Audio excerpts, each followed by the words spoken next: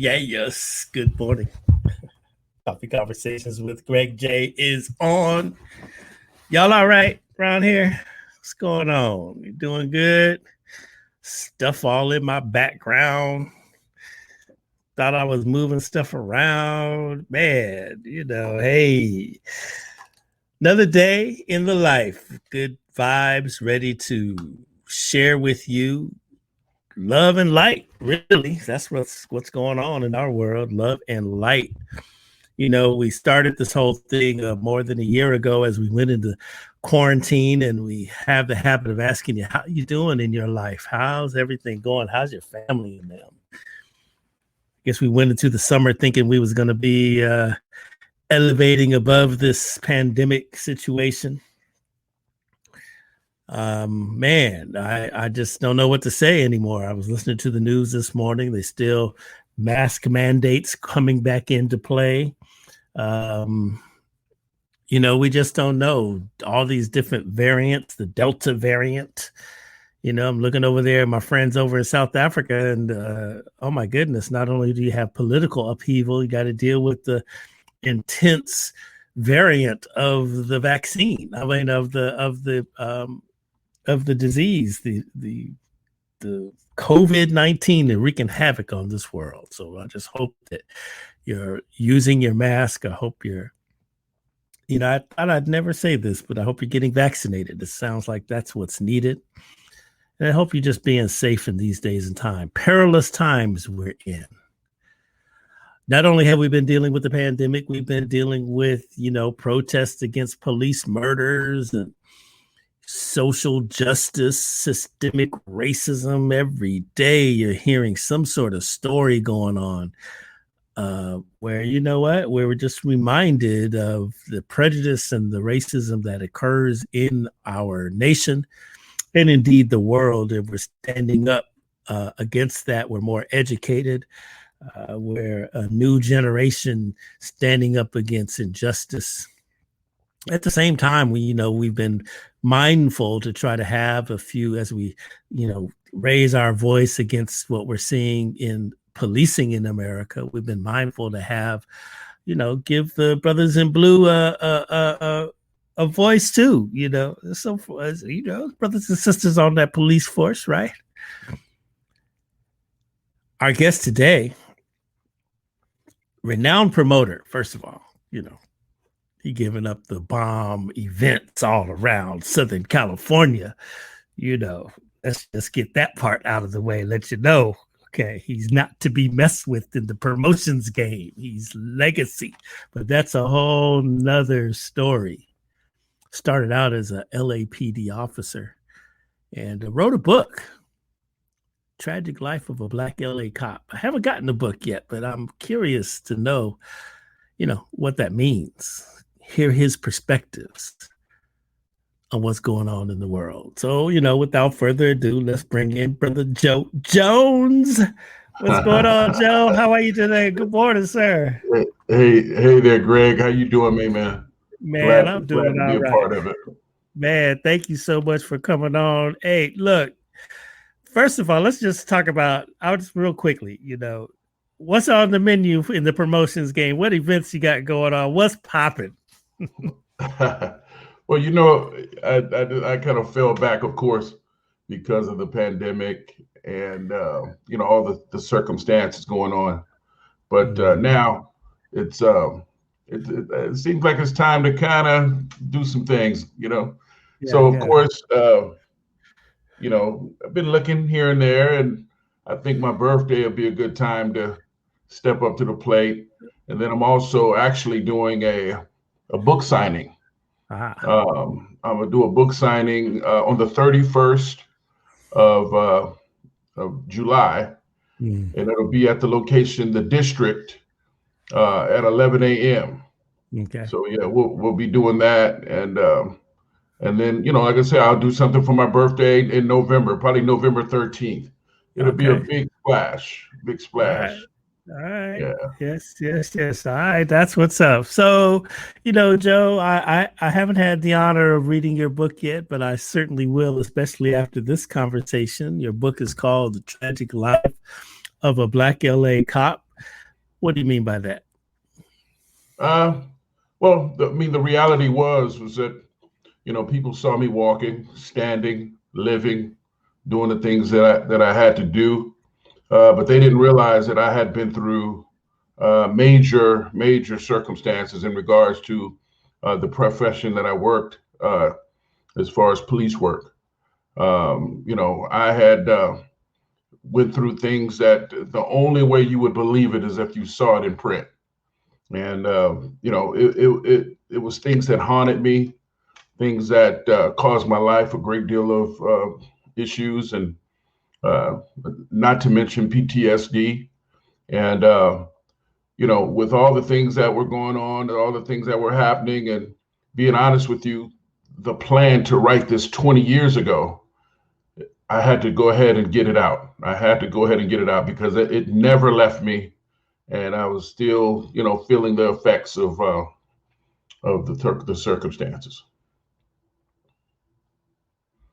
Joe, I was just wondering. So, all right. So I'm probably one of those people. I didn't realize that you were, an officer, and I know it's a tough job. In one of your marketing materials, I know you mentioned the guy Christopher Dorner. I remember that very, very well. Were you an officer during that time? Well, I had already retired Mm. from police work at the time that he was doing what he was doing.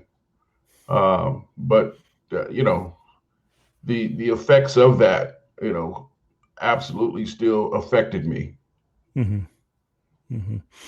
All right. So now you're here. Okay. So you're here with me, and we're watching what we're watching in the whole dynamic of policing.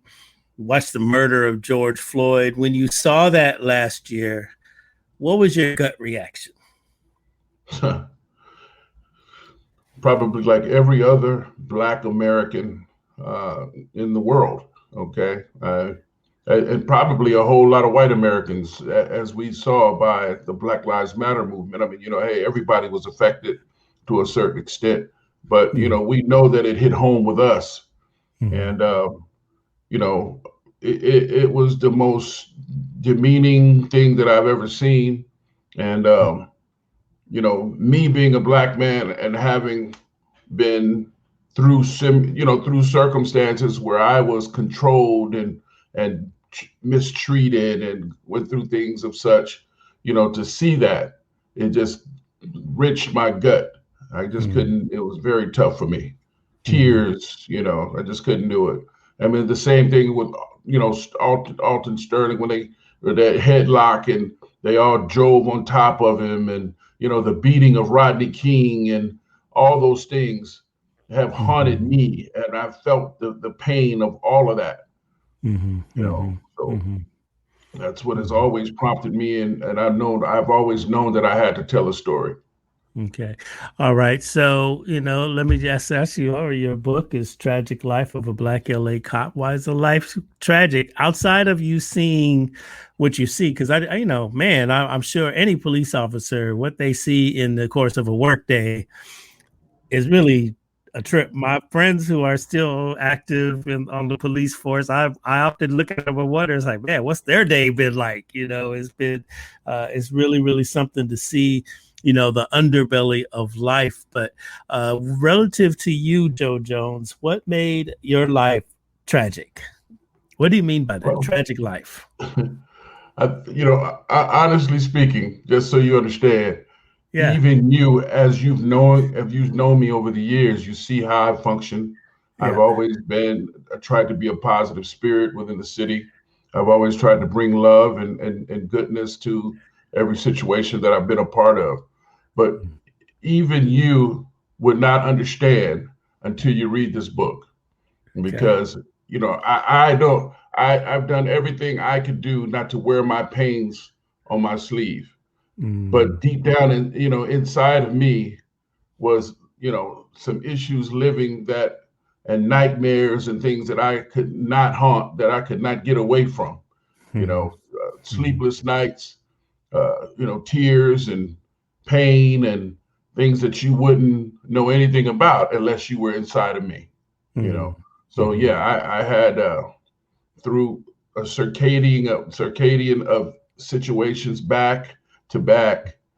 It has been it was hell on my life. It was about a 9-10 year period, 9-10 year period where I was on the job, and then it happened after. Things were happening after. So it's been a lifetime of circumstances. Anything you can share with us on this morning that so we could be even the more enlightened? Give us a tidbit, give us something there, Joe Jones. I'll tickle you a little bit. But anyway, I mean, just know that I'll tell you something really quickly, and then just know that there are numerous stories that were impactful. Well, one situation was a kid that I grew up with, spent the night at his home. Friends of the family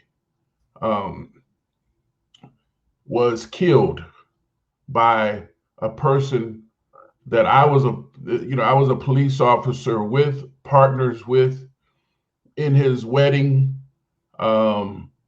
good friends with, and he was killed by my friend, who, he was a gang member, and of course, when you live that lifestyle, things are going to happen. But the reality was I was the first officer on the scene, and I see a friend of mine dying, trying to catch his breath with 10 bullet holes in him, and the family calling and crying my name. Junior, they killed my baby. They killed my baby. And me at the time not knowing, but it was an undercover narcotics situation. And like I said, after that, that's when I found out that my friend and the person that I know and his partner are the ones who killed the guy I grew up with as a kid. So,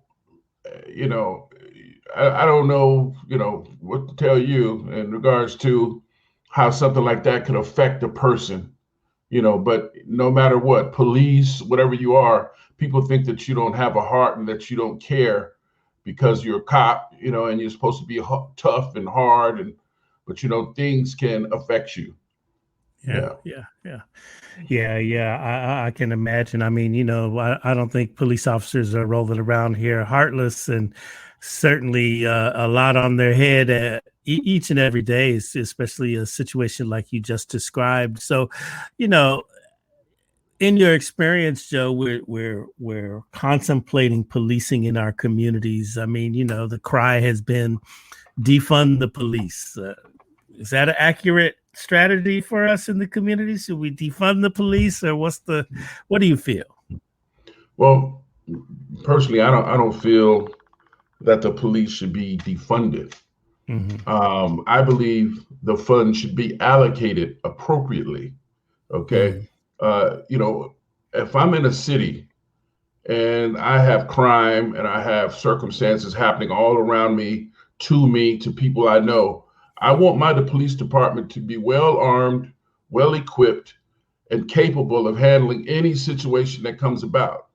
Nobody remembers, I remember vividly the North Hollywood shooting years ago when those two guys came with those high-powered rifles, automatic machine guns, and they flat out just shot up our police officers. And they were shooting handguns, and in a situation where they were flat out ungunned. So I would never want our police department to be in a position to where they don't have the appropriate firearms and artillery to be able to address some of the issues that can come about.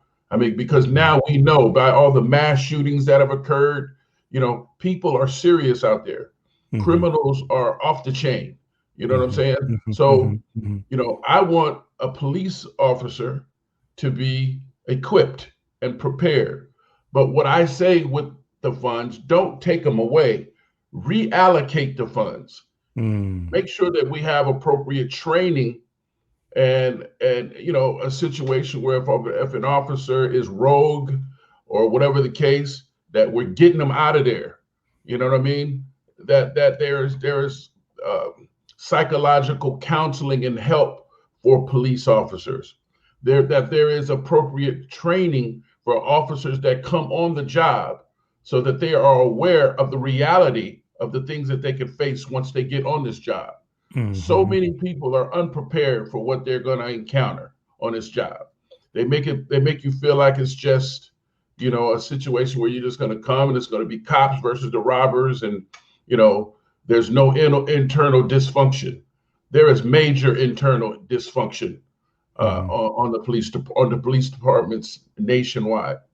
Mm-hmm. So those issues need to be addressed, and I don't think defunding them is going to be the answer. What's going to be the answer is reallocating the funds. Mm-hmm. Yeah. Dysfunction exists. I imagine it's like being in the military. I mean, I was in the Marine Corps for 10 years, and I would say, this is an organization, an institution where people from all different backgrounds are thrown into one unit and expected, to work together. So the person standing next to you, who actually your life depends on them and their life depends on you, they may come from a background where they just hate Black people, right? It's like it's that kind of thing, and so you're expected, though, in the performance of your duty to be able to, deal with that and keep it pushing. The mission is first, mission first. I imagine it's similar inside of the police force, but how do you change, or I guess the word I want to use is educate cultures that come together to enforce the law in our cities? Yeah. Well, I mean, one thing that I say without a doubt is that how can you truly police a person or a community if you don't know anything about them? Okay. Mm-hmm. So we know that, especially in Los Angeles, it's a melting pot of so many different cultures, so many different types of people.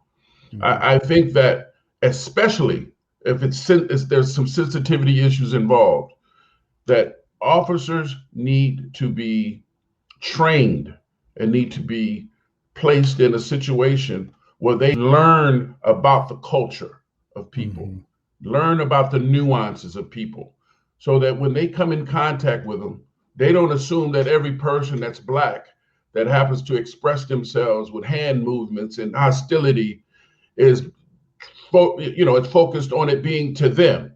They're mm-hmm. angry and hot and hostile because they don't know where the hell they're going to get their next meal from. They mm-hmm. don't know, a lot of things in terms of, where their life is going. So they're unhappy. Some people are unhappy. So mm-hmm. their anger is not about you. It's about what they know about you that has occurred in the past. And they have that anger and that anxiety within them. But at the same time, is that justification to beat them up? Is that justification to take them to jail? Is that justification to treat Black Americans the way we get treated in this country? Mm-hmm, mm-hmm, mm-hmm, mm-hmm. I want to circle back to the whole Christopher Dorner thing. It's like, I feel like his manifesto, through his eyes as a police officer, there's some officers that'll say he was just straight crazy.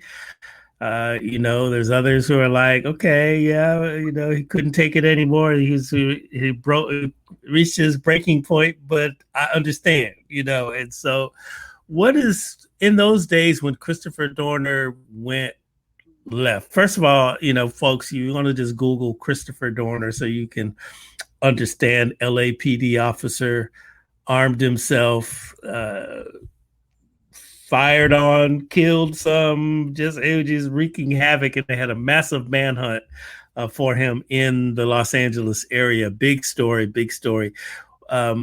But it made a statement, and would you agree, Joe, that the statement that he made caused like everybody, whether you were with him or against him, everybody to take pause and reflect on policing, especially in the city of Los Angeles? Yeah, I would absolutely say it took, it made everybody take notice. Yeah. I don't know if you can Google as well, Christopher Dorner, and then they could they'll do Joe Jones as well with his name, LAPD. And you'll see that when that happened, I wrote a second manifesto because, the situation kept me up at night. I could not sleep because here it is, a brother is out here killing people. And I felt like I had similar circumstances than he did. And, I didn't get fired, but my job was lost, and there was no way I could put that uniform on again, and there was a lot of pain and hurt. But killing people, killing innocent people, was simply not the way to justify what occurred. I mean, and I would never ever condone that. And back then the media kind of looked at me as though I was taking his side. No, I'm not taking his side. I'm trying to stop this guy from killing people. So, it was a very, very tricky time for me, and, the bottom line was, yeah, Christopher Dorner definitely woke up, everybody. Yeah. I put it in the chat, something from BET.com. You and Officer Wayne Guillory wrote statements about racism in the LAPD, and so what do you think I'm sure they didn't back there. That's 2013, man. I'm thinking they weren't really trying to hear you when you said there's racism in the LAPD. Yeah. No, that was, during the time I wrote that, I really went out on a limb, and the backlash that I received was ridiculous. And, it was sad that it was ridiculous because my intent was totally to stop that guy from killing innocent people. That was where my heart was when I wrote it. Of course, in the process of writing that, to tell him that, I had to add dialogue and explain to him that I do understand, what you're going through, but here's stuff that I went through, and here's the reality, to the fact that this department definitely does have some issues, So yeah, it was just a big deal, man. Joe, it's interesting. I'm listening to you right now, and I'm thinking, when we as Black people get our jobs inside of these institutions, so police officers, right? Okay, but it's great, right? We come up out of the hood, and now we pass all those tests and stuff, and so hey, it's a proud moment for our families, for our community, everybody at church and all that. Hey, everybody's loving you up because you've done something that now you're in the you've done something, you've achieved something. Same in going into the military, man. When I went into the Marine Corps, man, my parents, everybody was just like really, really happy and proud. The community was like, yes, yes. But at the end of the day, your day to day, you'll find, I know I found in the Marine Corps, it's one of the most racist institutions I've ever experience. I mean, I got stories inside of there that let you know. I'm fond of telling is when I was serving aboard ship, and my roommate, they assign you your rooms, and my roommate was from Alabama, Rutherford. I'll never forget that white dude in all of my life, and all he did was call me nigger every single day. You're just a nigger every day. Okay. I requested requested transfer, and my commanding officer wouldn't transfer. They just looked at me like, oh, well, suck it up, and so, the racist institutions, the things that you see, the things that you hear when you're a part of these institutions. If we fast forward to now and look at other examples, look at Nicole Hannah-Jones, she author of the 1619 Project, academic. She had to fight for tenure, and when they finally gave up and said, okay, we're going to finally give you tenure, and she said, no, thank you, I'm going on to Howard University. But we get into these institutions and we encounter these this racism on 10. Some of us learn to adapt and we're okay with it. Others just say, you know what, I can't deal with it anymore. What would you say to those right now who are hiding and suppressing that pain that they're dealing with every day inside of an institution like the police force, the military, academics, corporate America, all that? Yeah. I mean, I would first say that, every situation that you're in is not for everybody. Okay. And you have to be cut from a different cloth sometimes to handle the circumstances. But, definitely to not put yourself in a position to where you're going to allow these things to manifest and cause you to ultimately get PTSD or become stressed out or whatever the case. You have to have an outlet to release these feelings and these emotions that you have, because continuous trauma is going to lead to a problem.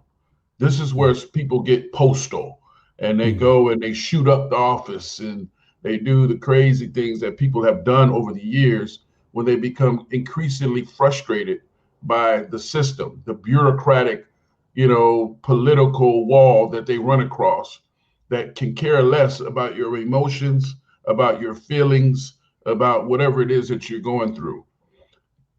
I ultimately, found myself with my back against the wall, and I just realized that the machine is not going to move, so I have to remove myself from the machine, because it's just ridiculous. Some of the things that happen that you're not going to be able to change. People how they are, and at some point we can change some of the procedure and strategy and not allow people the ability to do what they do.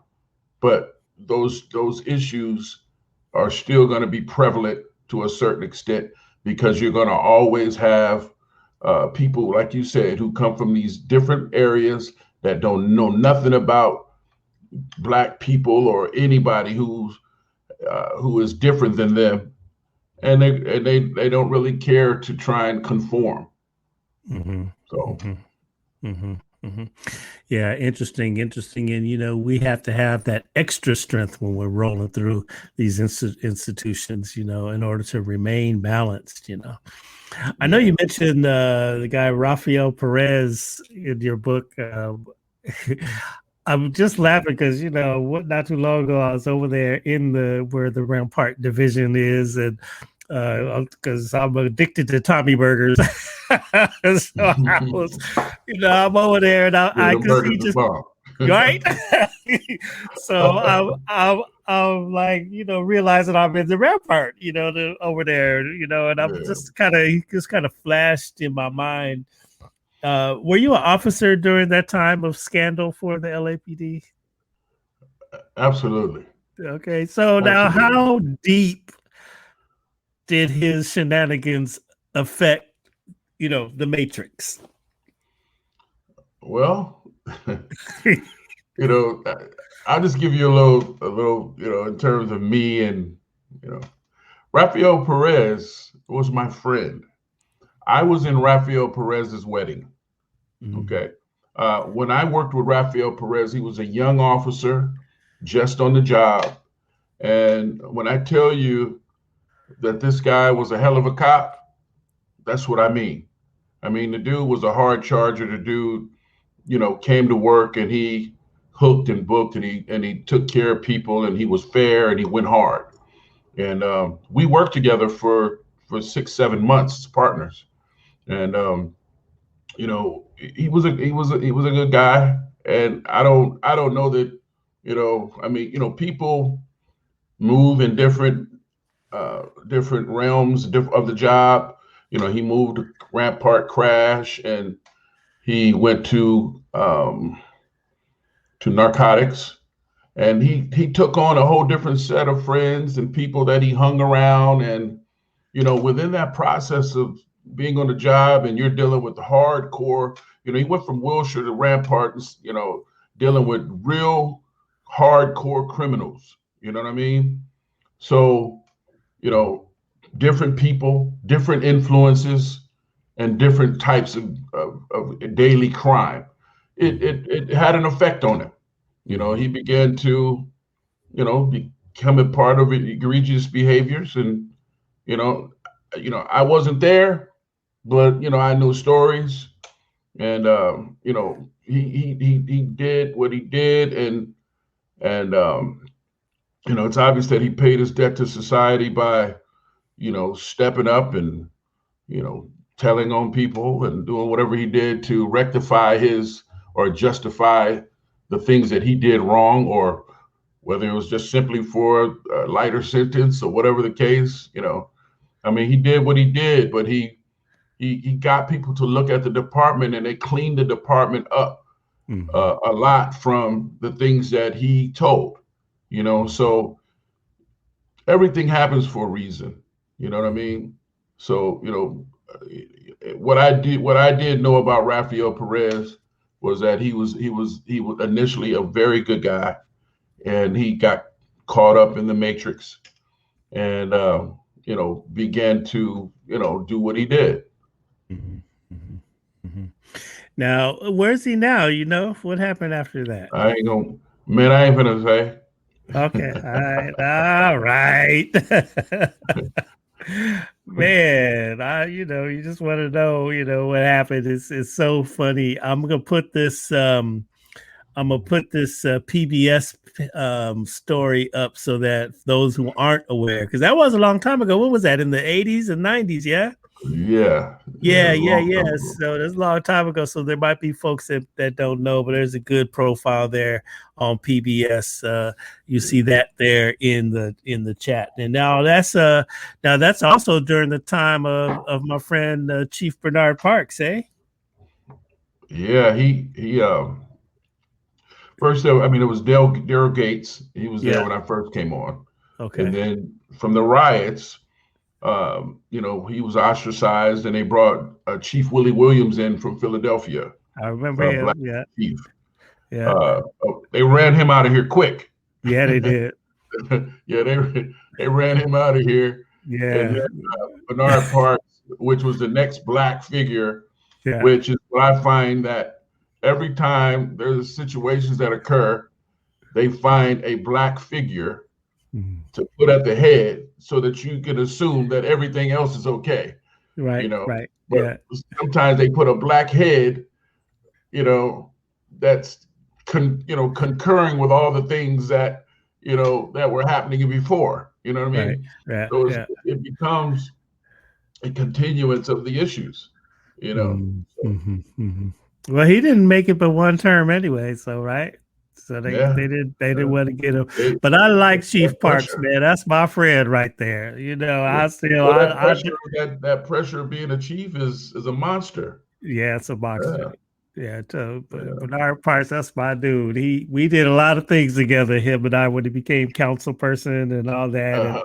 And I honor him. I don't know what he's like as the boss, but I know one thing: when he was a city councilman, the brother was about his business. Yeah. Well, what I say about people who are in a political realm, you know, they're about the political realm. Yeah. And sometimes they could be in a situation where somebody could be their best friend, and they got to cut them. They're going to cut them. You know what I'm saying? So it's very difficult to trust people who are truly focused on climbing or gaining traction in terms of being a political figure. Very difficult to trust. Yeah. You know, and there's rumblings of that when people are considering, they look at Kamala Harris, Vice President Kamala Harris. I mean, I don't know what y'all expect. She's the Vice President of the United States. So I'm sure a good part of her has assimilated into the matrix. Yeah. Well, I mean, here's the reality, you know, I'd rather her than some white guy that I know nothing about. This young lady went to a black college. Yeah, she was a Delta, or I believe, AKA. You know, and AKA. Excuse me, I don't mean to disrespect. Don't get those letters. I don't want no backlash. You know, I respect the game. You know what I mean? Yes. But my point is that she came from a sorority, so the background of her being a sister is real. Yeah. Now, once again, like I said, when you get caught in the political matrix of the things that you have to do, it's tough, and sometimes people on the outside, you just simply want things to go the way you want them to go. But there's rules, policy, procedures. There's books written in regards to how she's supposed to conduct these certain criminal circumstances that were happening. So she can't, just because she's black, all of a sudden say, hey, I don't care about this, policy or this law, because I'm black. This person is black, so I'm going to change this up. No, it don't happen like that. She's got to go within the confines of the law, period. So, you can interject your personal stuff when you can, but a lot of times I'm sure you can. Yeah. That's that is the truth. You gotta, and much respect to her. She's out there making stuff happen in a very difficult time. Yeah. I just wish we would learn to gravitate towards the thought process of, hey, let's uplift this sister. Let's uplift anyone who is put in a position or have put themselves in position to be able to help, whatever that is. Because I tell you this, if I had a choice between Trump and Kamala Harris, I'm going with Kamala Harris all day long. All day, right? Okay. Yeah. There we go. Trump crazy, yo. He crazy. Yes. All right. So now when we look at current situations, we look at policing and everything. What do you see? It's been some time since you've been out of it, but at the same time, I know you got an assessment, when you're looking at now police departments, certainly in LA, but all across the country, maybe even the world, what is your hope right now for police, for law enforcement? What's your hope? Because you can't, look, my thing is, you need the police. Just let's keep it real, y'all. You come on now. Let's keep it real.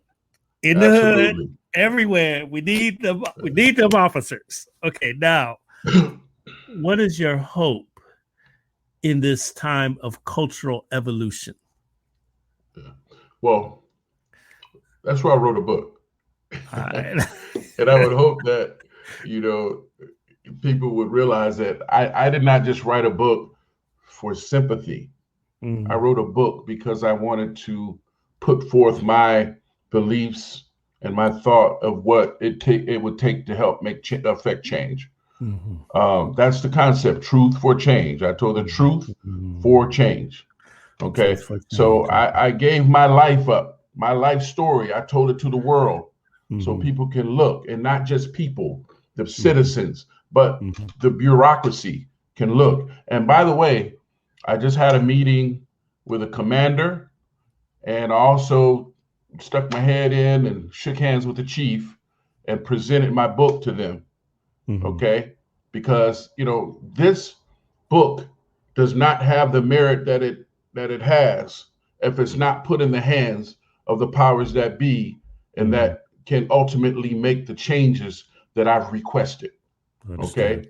And I've made some suggestions, and, the bottom line is that, things have to be done differently. And if you get the book, you'll see the suggestions that I've offered and that I've placed on the table in regards to what can make the situation better. And it comes from an optic of a young Black man who grew up in this city, who was harassed as a young boy, who was a young adolescent young man and was harassed as a young adolescent Black man. As a police officer, I was a policeman and I was harassed as a policeman. Now, as a retired officer, no longer on the job, I still have received mistreatment. At what point does it stop? And we gotta make it better.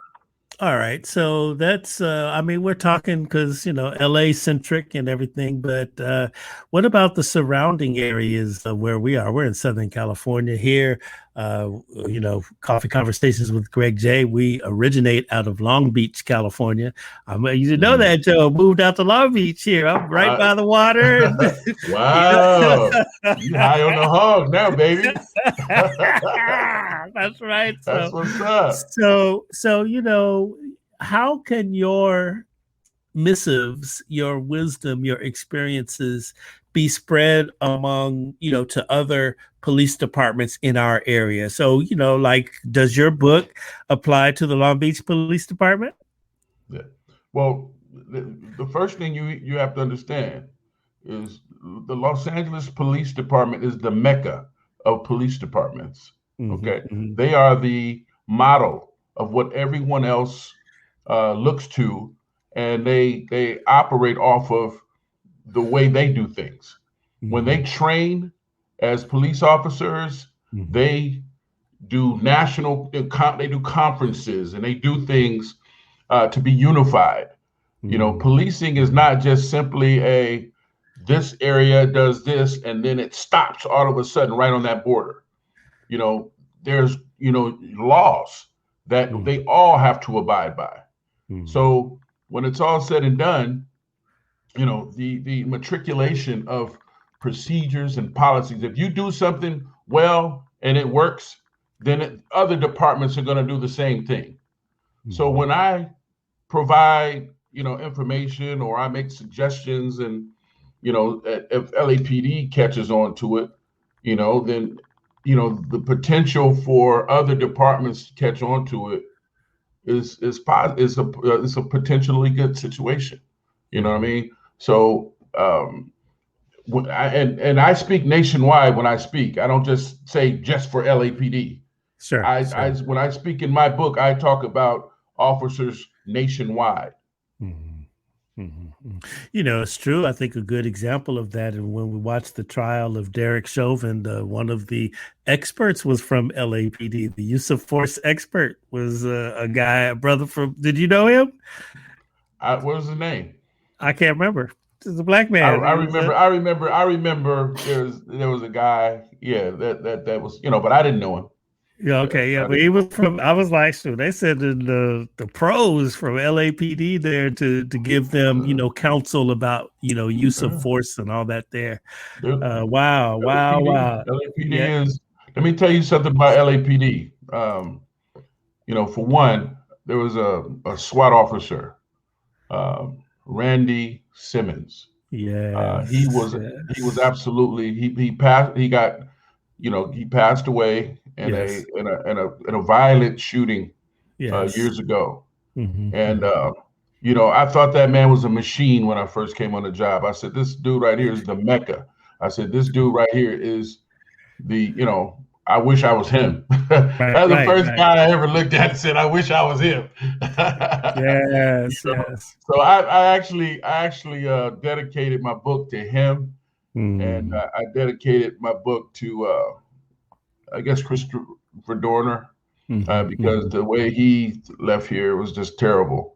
Mm-hmm. But, my point is that, LAPD, had the best of the best. Mm-hmm. You know what I mean? So, other people have to take notice, bottom line, when they decide to make policies, changes, and the things that happen here.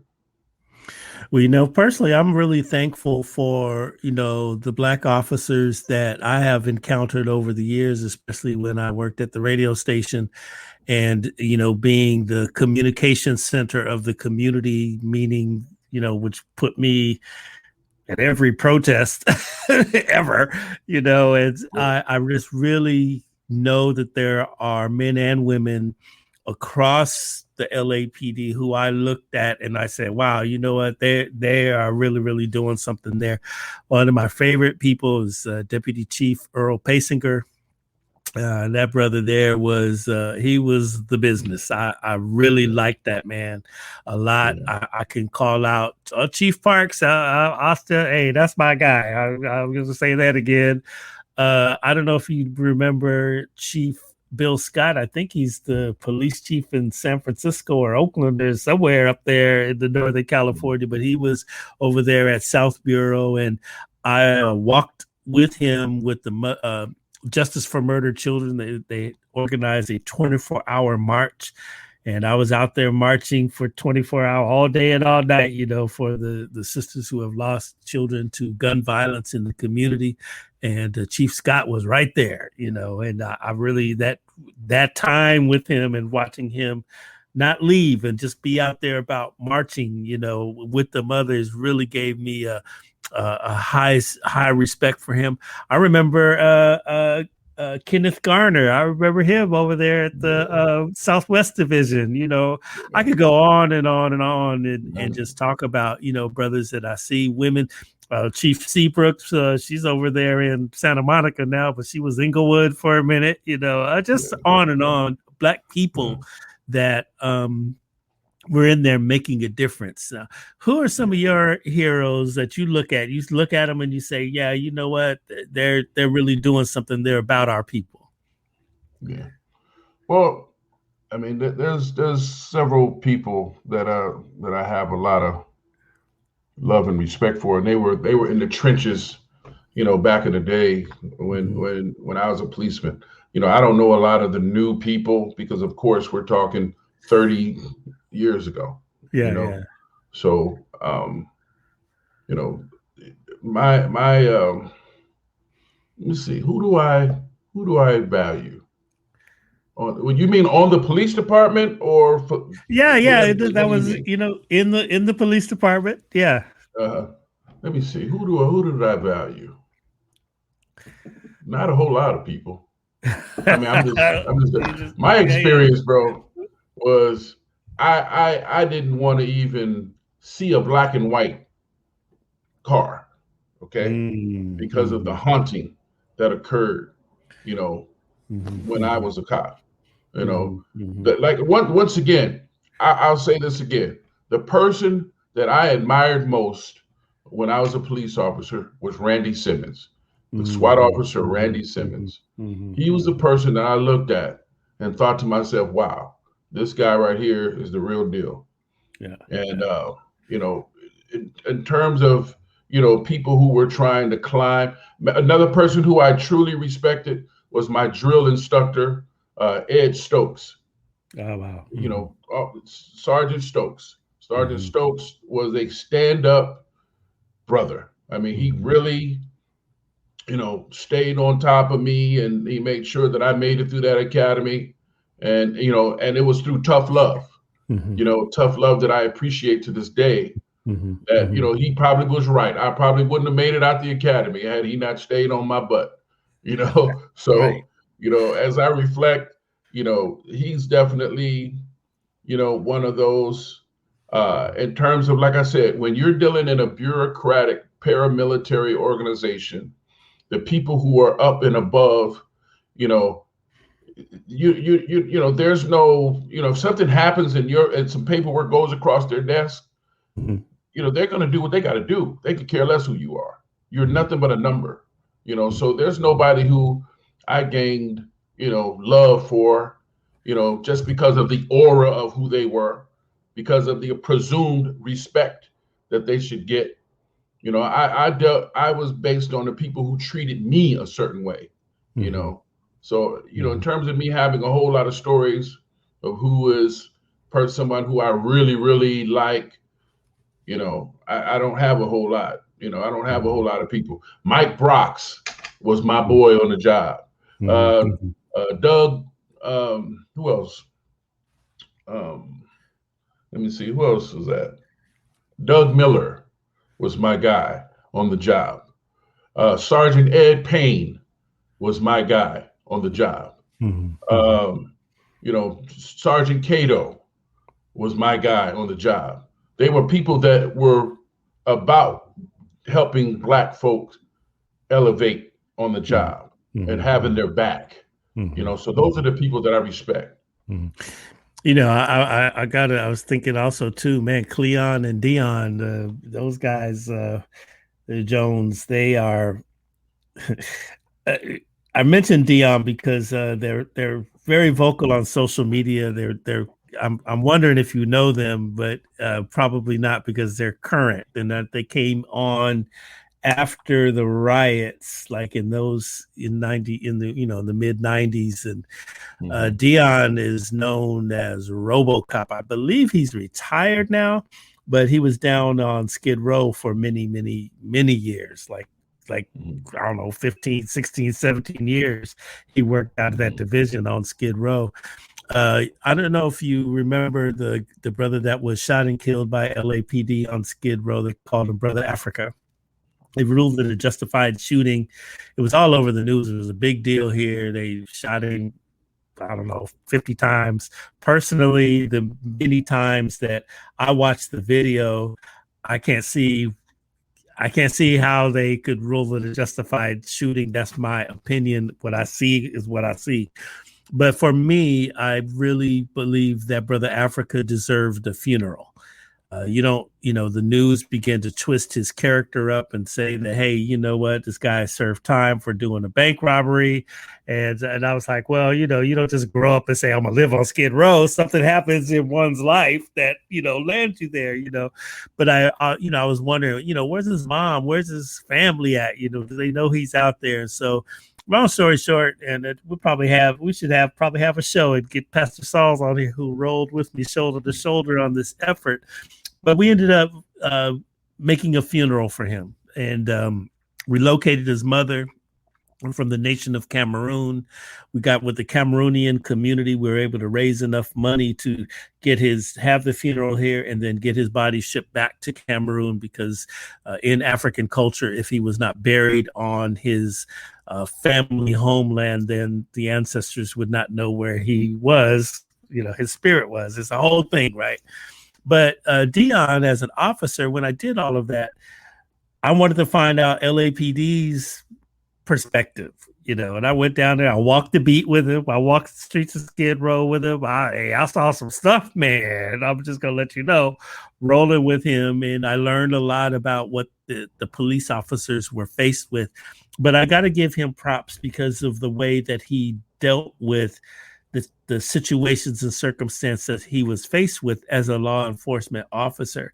It wasn't always kicking down doors, shoot him up. Like you said earlier, hook him and book him and all that. It was like this man truly walked with love and respect of community and people. And I respect him for that as a police officer. And I hope he's listening to this and understands that because he's just a good cat, a good black man out there wearing the badge, but doing the doggone thing for the people. Yeah, that's awesome. But I mean, it's sad, like you said, if he came in the mid 90s, I was pretty much on my way out. I had definitely checked out mentally. Right. So, by 98, I was out of there, so I probably didn't meet him. Yeah. All right. So, Joe, real talk, man, when we see the police, I mean, we get that pit nervousness, especially, we black. Should we see the police officer? We could be law abiding to the nth degree. But when we see them officers, this is, for a fleeting moment, we're feeling some kind of way, right? Absolutely, bro. How do we get over that? Are we ever going to get over it? Well, I mean, it's not because you talk to officers. Sometimes they just say, "Well, hey, you just got to be doing the right thing," but it ain't that easy, man. No, man, it's so, you just never know where it can go. Right. I've been stopped many times. I'm a big black brother. I was born and raised here, man. From the sheriffs to LAPD. I have been stopped, man. Mm-hmm. You know what I mean? I'm going to accept some fault of it. You know what I mean? I might have made a couple of traffic violations or whatever the case. And I'm going to say straight up, there's been times where I've received, of course, leniency, more of it after I was a police officer. But even after I was a police officer, I've received mischief. You know what I mean? Uh-huh. So, you just never know what can happen. What my objective with my platform is to teach people, is to teach our young men and our young people. First off, don't run from the police. Okay. Don't run from them. Okay. Two, don't fight the police, because that's a fight you'll never win. Okay. You'll end up beat down or dead. Okay. So don't fight the police. Don't do that. Go ahead and go along with whatever the situation is, and then ultimately have your opportunity to state your position. But if you fight and you do all of that, they're gonna get you, because even if you do right, they can get you. You know what I mean? So imagine if you do wrong, you just, there's no way. You know what I mean? So, and there's a thought that comes to mind, right? People, the way the community treats Black officers, and then even the good officers. There are some officers out there who are not about the bull. You know what I mean? We have to begin, even as a society, to deal with circumstances on a case-by-case basis. Deal with people how they treat you. And there's always the propensity to think, okay, well, if you're an officer, then obviously you see officers dogging people out. And but I'm gonna tell you now, as a brother, so they're not gonna do, if you're a real stand-up person, they're not doing that stuff in front of you. Okay? So don't assume that every brother you see or every white officer you see is for the bull. They're not. There are some good people on the job, man. They're there just like you would be, to get a check, to take care of your family and go home. And they want to leave that job at home. But yes, there are some who are egotistical, man. They take it home. They got that bully mentality, because they got some authority that they gonna push, they're gonna clown you and treat you any kind of way. There are those too. We all know it, and we've all experienced them. And those are the ones we gotta weed out. We gotta put a stop to that, because there's no way a society is ever going to be right when the people don't trust the police and the system. Not to mention, people going to jail erroneously. People, once they get in jail, once they get to court, being tried inappropriately, getting sentences that don't justify the crime. Another ethnicity getting way lighter sentences than a Black person would get. That stuff's got to stop. All of it. It has to stop. Well, it's got to stop. We got to stop here, man. Our time is up. But what fascinating conversation with you, Joe Jones. Thank you so much. The book is called The Tragic Life of a Black LA Cop.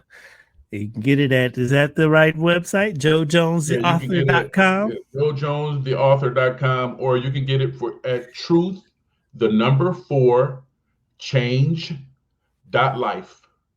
You can get it at both places, and it's all over. It's on Amazon. It's at Barnes & Noble. It's at all of these places. But I would advise people to get it from my website. That way you get a signed copy, and it's a lot more reasonably priced if you get it on my website. All right, that's what's up. You said truthforchange.life. I'm gonna put that in the chat also, man. I want to thank you so much, Joe, just for being you, man. I mean, you're a good man. That's what I know for sure. And it's, hey, take a few moments to brag on your son there, superstar Casey Veggies. Oh yeah. I don't, a lot of people know, but a lot of people may not know that Casey Veggies, the rapper with the song Backflip and Tied Up, which were, probably platinum songs, is my son. And I also have another son, Corey Jones, who I'm extremely proud of, who's a college graduate and doing very well. And my daughter, Jonay Jones, who is doing very well. And they're fine. And the thing that I'm most proud of is the fact that, all the things that I went through, that I was able to maintain. And actually, they're the reason why I was able to maintain, because I wanted to make sure my kids were good. And I was never going to check out, because I wanted to always be here for my children, So, I'm thankful for them because they're the ones who made me, who kept me sane, kept me happy. And then also promotions and doing parties, it kept me sane. It literally gave me something to do continuously that made me feel good. So through all the pain I was going through, I was able to extract something good from it by being a father and being a promoter.